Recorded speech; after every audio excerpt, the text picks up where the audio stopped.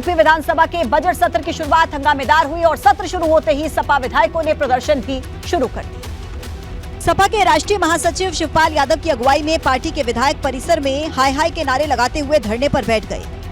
इस दौरान विधायकों की पुलिस और मार्शल से नोकझोंक भी हुई, जिसके बाद ही राज्यपाल आनंदीबेन पटेल ने अभिभाषण शुरू किया। अभिभाषण शुरू होते ही विपक्षी विधायकों ने राज्यपाल वापस जाओ के नारे लगाते हुए वेल पर आ गए और सरकार पर संविधान विरोधी होने का आरोप लगाया। समाजवादी पार्टी ने तो ये भी आरोप लगाया कि राज्यपाल सिर्फ लिखा हुआ डॉक्यूमेंट पढ़ रही हैं।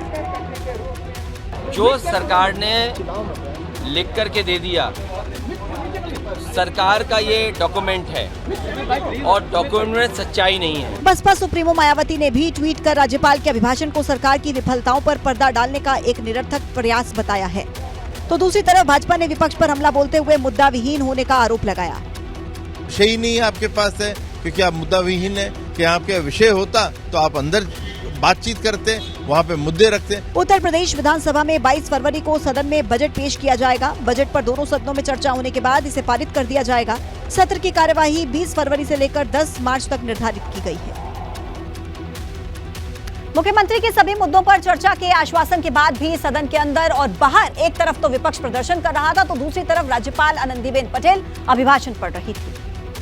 नारेबाजी और शोरगुल के बीच 1 घंटा 1 मिनट और 18 सेकंड के अभिभाषण को पूरा करने के दौरान आनंदीबेन पटेल ने सरकार की उपलब्धियों के बारे में चर्चा की। सरकार की सराहना करते हुए उन्होंने कहा कि यूपी की अर्थव्यवस्था में सुधार हुआ है, साथ ही यूपी को बम्पर निवेश मिला है। एक जनपद एक योजना को लेकर तेजी से काम हो रहा है, तो यूपी में कई एक्सप्रेसवे का निर्माण काम जारी है। राज्यपाल ने यूपी में कानून व्यवस्था में सुधार की भी बात की और नकल विहीन परीक्षाएं कराए जाने की बात भी कही। साथ ही सरकार के किसानों को सम्मान निधि दिए जाने की बात की, गरीबों को मुफ्त राशन और युवाओं को नए अवसर मिलने की बात भी की। कुल मिलाकर सरकार की योजनाओं का सभी वर्गों को फायदा मिल रहा है। उपलब्धियों का मुख्यमंत्री योगी आदित्यनाथ समेत सत्ता पक्ष के सदस्यों ने मेज थपथपाकर स्वागत किया। सदन के अंदर राज्यपाल अभिभाषण पढ़ रही थी और विपक्ष सदन के बाहर भी प्रदर्शन कर रहा था। सपा के प्रदर्शन को कवर करने गई मीडिया को भी धक्का मुक्की का सामना करना पड़ा। तो जो सरकार पत्रकार साथियों पे भी लाठी चला दे, जो सरकार प्रशासन से गरीब की झोपड़ी में आग लगा के माँ बेटी की जान ले, क्या उम्मीद करोगे उससे? सदन में सपा के तेवरों से लग रहा है कि बजट सत्र भारी हंगामेदार हो सकता है। उत्तर प्रदेश में जातीय जनगणना को लेकर समाजवादी पार्टी अध्यक्ष अखिलेश यादव अब अड़ गए हैं। बजट सत्र के दौरान विधानसभा के बाहर मीडिया से बात करते हुए सपा अध्यक्ष ने भाजपा के नारे सबका साथ सबका विकास की भी बात की और कहा कि ये तभी मुमकिन है जब यूपी में जाति आधारित जनगणना करवाई जाएगी। अखिलेश के मुताबिक सपा हमेशा से ही जातिगत जनगणना के पक्ष में रही है। जातीय जनगणना को लेकर उन्होंने सीएम योगी आदित्यनाथ पर भी तंज कसा। मुख्यमंत्री जी दूसरे प्रदेश से आए हैं, उन्हें उत्तर प्रदेश की जातीय जनगणना से कोई मतलब नहीं है। पत्रकारों ने जब उन्हें जातीय जनगणना के मुद्दे पर डिप्टी सीएम केशव प्रसाद मौर्य के सवाल की याद दिलाई तो सुनिए उनका जवाब क्या था। ये बीजेपी वाले अंधे हैं क्या या बहरे हैं?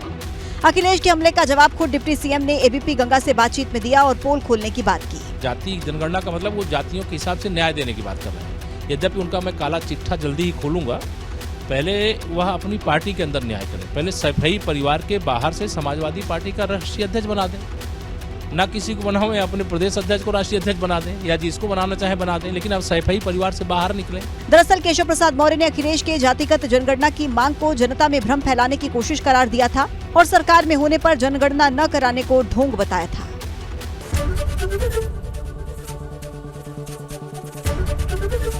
एबीपी गंगा, खबर आपकी, जुबान आपकी।